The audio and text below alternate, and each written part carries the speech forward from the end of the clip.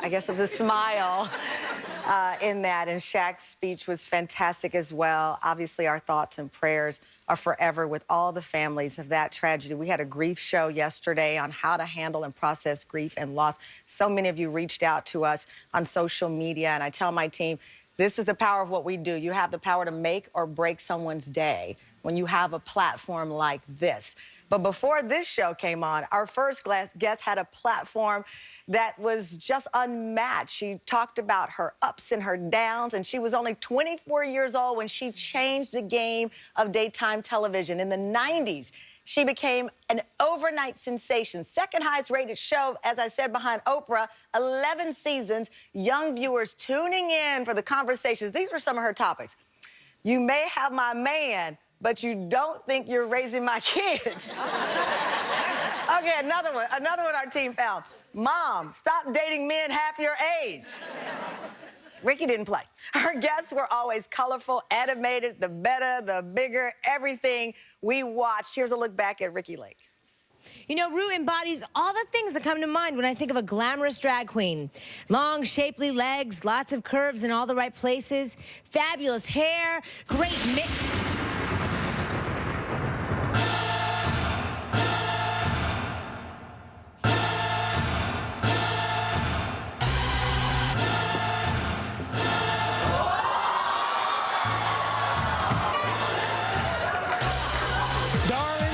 That's all gonna change today.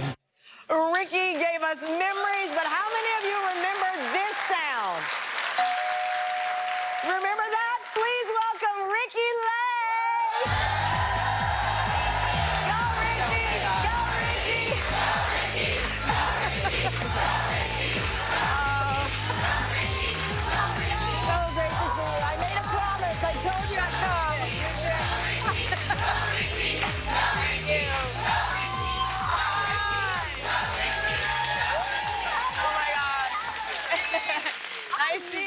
How does it feel to hear them? I mean, I pulled up this morning. There was a line longer than any line that they've had to come see me. That's every day for you. Well, I may have been the youngest talk show host. She's the prettiest. Oh, come on, please. By far. By far. I didn't realize that you were 24. I got my show, I was 49. And you were pregnant. And I was pregnant. Yeah. But you were a baby, and this is a big responsibility, this platform. And it's like this role of like mediator and moderator. I mean, my show is really the voice of a younger generation, right. But who was I at 24 to be handed this opportunity? Which is crazy, because some of those topics I was thinking, could you do those topics today? I mean, the landscape is so different now. You have hundreds of channels to choose from. Back then, we were the alternative to local news, you know? And so with Twitter and the immediacy of everybody interact, I don't know, and I have to say, I'm so grateful I had that platform. I have such reverence for the role, for what that show did for so many people. Do you think that show was a precursor to what we see on Facebook and Twitter? Oh, I don't know about that, but I know my friend Andy Cohen. He's a good friend of mine for 20-something years, and he said to me, you know, he's a big fan of my old show, and he said, you know, a lot of the housewives and that kind of stuff was derived in some way from talk television. You know, we had people airing their dirty laundry, but it was in 7-minute segments. They follow them all over their lives. And these were real people, because a lot of the times, you know, you turn it on and you think, the audience reaction to the person who came out, they're like, is this real? They were all real. Our show was real. I mean, our slogan for a few years was, it's gotta be real, it's gotta be Ricki. And yeah, you know, sometimes they would try to pull one over on us and we'd catch them and we'd throw them off the show. I mean, our show was, do you remember those days? Yes, so you would catch the lie detector test started, I hate to say, with us. So you, prior to getting the show, you were in Hairspray, you were 23. I was 18 when I did Hairspray. 18. And that was my first big break with John Waters. And I went on to do Cry Baby. Cry Baby. And that was all my hair, you guys. That was all my hair. Yeah, it was Johnny Depp's sister in Cry Baby, and that's Tracy Lords. Yeah, I mean, I had such a... I mean, my career has had, like, amazing twists and turns to it. Well, that's what makes life so pleasant, because you can see the ups and downs and what you learn. So in between, there you are with this career, and then as I understand it, there was a gap. 23, you didn't have a job. I couldn't get hired again. You couldn't get hired. No, I went from 200 pounds, which was cute in hairspray, to 260 pounds, which wasn't as cute. And I think, you know, with this business, you need to have a gimmick. You need to have something that sets you apart. And the fat girl, the cute fat girl, wasn't working for me in that way. And I had to, it was the only thing I could control at that time in my life. I couldn't control how my boyfriend treated me or where my next job was coming from, but I could control what I put in my mouth and how I took care of myself. And I went on the starvation situation, which I don't recommend, but I lost 100 pounds in about 4 or 5 months. You lost 100 pounds in 5 months. Before the talk show. Before the show. So you debuted as a whole new person. Well, I was still 100 and, I mean, I was a healthy woman, but I wasn't obese anymore. And yeah, it wasn't a calculated move on my part because I didn't know the talk show was coming around the corner. My career, it seems like I've had all these great ideas to try this. No, it's what's come to me. Did the idea get pitched to you, or you pitched it to someone? No, I auditioned. I interviewed for it. So Garth Anseer, who was the head of programming at NBC at that time, he had this idea for doing it, because talk shows were skewing so old. They were over 50. Right. So they wanted to reach a younger audience, so looking for a young host. When did you know it was a hit? Pretty much day one. Ooh. Day one. I mean, we went on the air, and the first week, the ratings just, like, took off. What do you think it was about you that people really liked? I think we were doing something different for the first time. We were doing something that was catered to a totally different audience that was not being reached in talk television. So that, and I think because I was relatable, I was likable, I wasn't the perfect girl, I had issues I was willing to talk about and share, people felt safe and trusted me, and they still do. I mean, it's the goodwill that I have with my audience, and it's not just in this country. I was living in London for a couple months. I mean, the show resonated with so many different people, and you know, you all grew up with me. We all grew up together. No, absolutely. You know? And I don't take that lightly. You know, it's a type of fame that's so familiar. You guys are in your underwear watching these shows. They're at home watching you right now in their underwear. You can tell the way how people say your name. It's like when I saw you, we ran into each other at a restaurant when I was pregnant, and I said, Ricki Lake, and you were like, Tamron. Like, we knew each other forever, and I said, you're gonna come on the show, and you promised me you would. I always keep my word, You kept your word, and we've text messaged over time, but your memorable moments, many of them happened during the first season. There was one in particular my team said that stands out to you. Yeah, they were asking me what's my most memorable, and I hate that it's a kind of a negative memory, but we had this guy named Reverend Fred Phelps, if you remember him. Yeah, he was this horrific guy that would picket at funerals of Westboro AIDS Baptist victims. Church. Yes, yes. And so he was on my show, and I was just new on the air, and I didn't know what I was doing. I was 24, 25, and I guess we have a clip, and you could see what happened. So just to set this clip up, the Westboro Church, they've protested at the funerals of military people. They are extremely homophobic, of AIDS victims back then. They are incendiary, pretty much a hate group, and you had them on tackling the head of the church. Here's the clip. You may be a reverend, but this is still my show. Well, it's your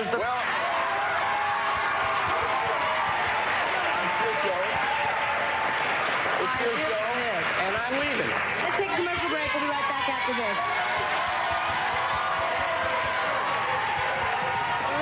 this. Listen, you kicked him off, I've kicked off a few people off shows for sure. It was one of the few times. It's not a stunt moment. That's a real reaction. I was shaking because no one had disrespected me ever before on my own show, and it, you know, he's a reverend and he's shouting these proverbs at me, and I don't understand what he's saying, but it was offensive, and it was offensive to my audience and to me, and he had to go. And that's the power of the daytime show. You can have fun and some of the quirkier segments, but then suddenly you are in the middle of a culture debate with someone who's on the wrong side of history, and you know what's right, and it's your show. Absolutely, yeah, the power that you do have, and I think one thing that we were able to do with our show back then was really show gay relationships and interracial couples. We treated them like every other couple, and I think that really, you know, people come up to me today and say, thank you so much for showing people on TV that represented who I was, because I wasn't comfortable in my skin, and I saw people like me, and you helped me to come out. I mean, it's really... It's powerful. It is. It's well, a when big we deal. come back,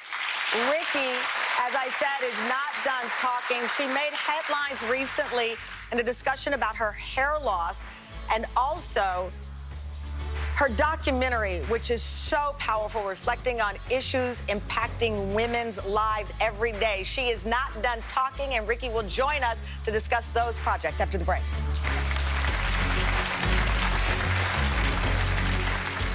People are dying. Tonight, The opioid epidemic hits the boiling point at New Amsterdam. Addiction is not something that you can tackle alone. I know the dance all too well. And Max takes extreme measures. There's blood on all of our hands. Turn this epidemic around. Break the law, I don't care. I want to see how much damage you can do. Challenge accepted. Can anyone tell me why you all shouldn't be arrested?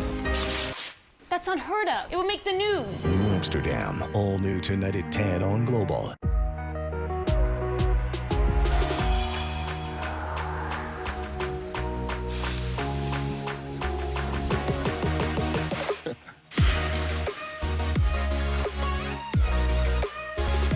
To be honest, a little dust, it never bothered me until I found out what it actually was. Dust mite droppings? Ew. Dead skin cells? Gross. So now I grab my Swiffer Sweeper and heavy duty dusters. Duster extends to 3 feet to get all that gross stuff.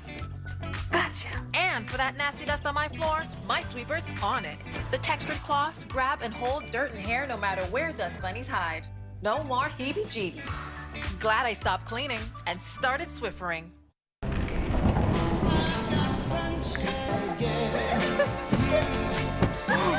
No matter how sweet life is, Hershey's makes it sweeter. Try the antiperspirant that can save millions of clothes. Degree Ultra Clear Black Plus White. Helps prevent yellow stains on white clothes and white marks on black clothes.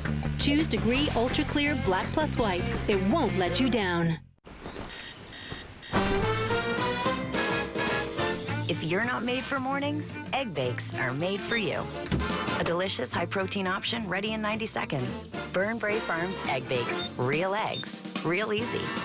The future of laundry is here, and it's a disc. The Persil Pro Clean Disc. One disc cleans more tough stains better than any of these detergents, and it delivers our next generation of deep clean. Welcome to the future. Persil Pro Clean Discs.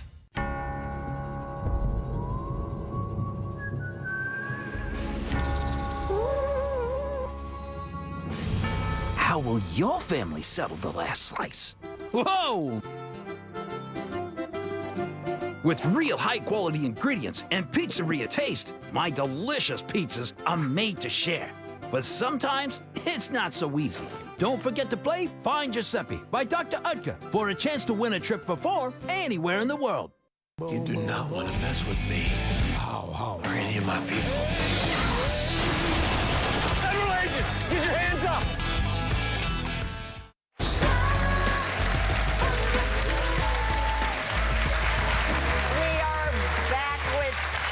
Legend Ricki Lake, who is not done talking yet. 16 years after her talk show ended, she's working on a new documentary. It's called The Business of Birth Control. Here's a preview.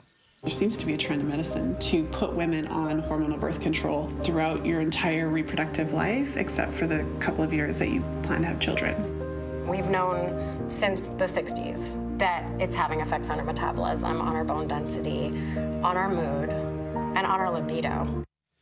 Ricki, why take on this topic? You know, 9/11 was a huge turning point for me. I was here in New York and witnessed that, and that was when I sort of shifted out of talk show and wanted to make documentaries about questions I had about certain things. So I made a film called The Business of Being Born. I think I told you to watch it when you were pregnant. I was pregnant and I watched it. It's the single, I'm proudest of that achievement than any other thing, because it was the most personal thing. I'd had two birth experiences, one in a hospital, one at home, and I wanted to explore and ask questions of why things are the way they are. So with this new film, Abby Epstein's here, my director and partner.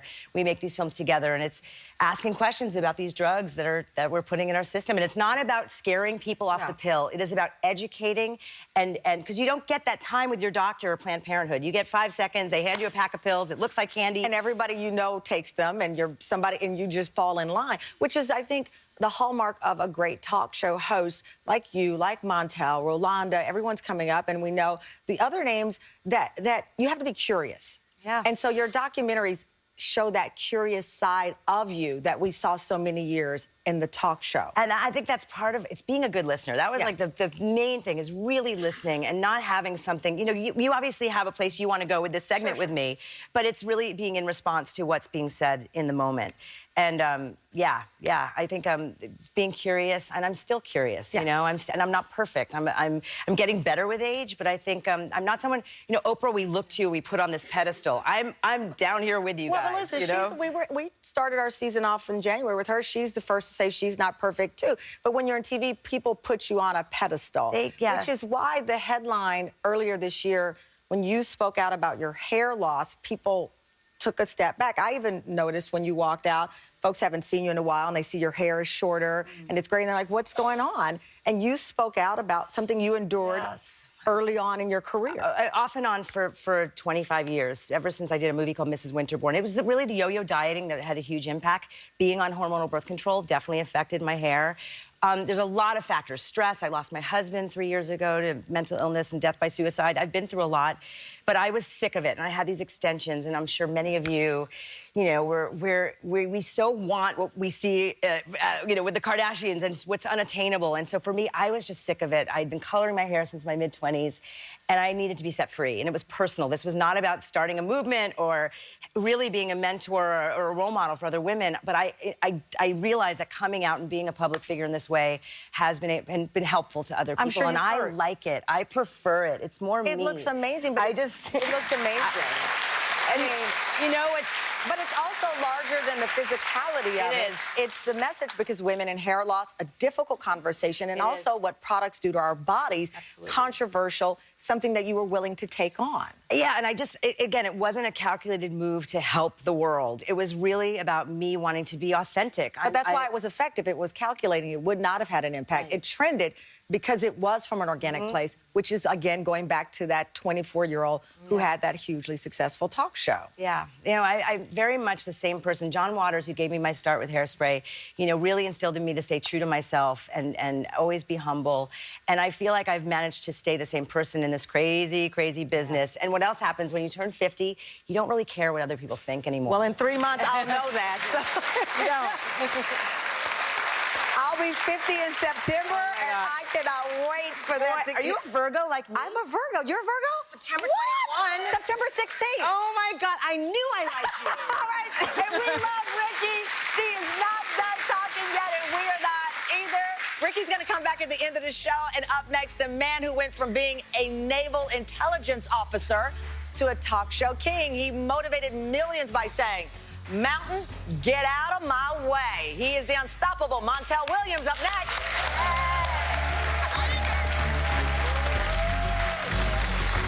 Earlier in Season 5, find your go time and plan your trip at gotransit.com. We're back with Ricki, Montel, Rolando. Our audience has questions. Come on, like a good talk show host, I'm trying to get up there. What's your name? Where are you from? Good morning. My name is Ugochi. I am from New York City. What's your question? My question for the Titans is, if you could travel back into time and give advice to your younger self, what would you tell yourself? Oh, okay, Ricki, you go first. That's a really good question. I mean, I think I'd be more present. I'd tell myself to, and obviously to like love myself the way I am. I think I battled, you know, insecurities and wishing I, you know, was 20 pounds lighter or this or that. And I think to love myself and my body as I am. Montel.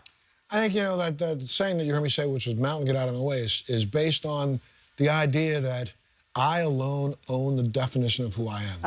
I learned that early on, but I would have. Yeah, I would have to agree with that you aren't defined by a talk show. You aren't defined by something outside of yourself, that you are your greatest brand and your greatest show on earth. Yes. One more. What's your question? Hi, what's your name? Joanne, Danbury, Connecticut. Danbury, what's your question? Well, first of all, I love your suit, Rolanda. It's fire.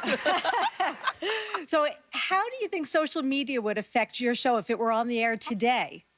Oh, my gosh. Isn't that something? Absolutely. You know, I can remember back in the day when we were trying to say the social, we were like, who would ever say that at Gmail or at AOL.com when Gmail wasn't even out? But I think it's a huge thing because you can touch so many people worldwide. I think that's the main. I think, you know, I would have probably attempted to utilize it to spread the messages that were poignant messages that maybe you missed in the 1 hour of the daytime. You could actually see it over and over again. Because that's the thing with all three of your shows, I think that people can't hear enough how much news value you brought to the table. HIV, AIDS, all of the topics, the interviews on rape and assault, all the big news moments that you had to. I got one more question. What's your name? Sandra. Where you from, Sandra? Philly. Oh, hey, Philly. How are your kids, and what are you eating? Because you look great. Oh, Montel, you do. Thank you, ma'am. Thank you. Oh, no, I thought she was talking to me. Well, you all look great. Okay, all three. I have 4 kids, and they're in 4 different states. As a matter of fact, my oldest is my makeup artist most of the time, and she's a leading makeup artist in the city, but I've got a child that lives in, California. My son, I think you have a picture of him. He's an MMA fighter. We're going to continue this, TamronHallShow.com. They're going to answer more questions online. We'll be right back. Woo! Call just came in about a bomb threat against the summit. The guy's a bomb?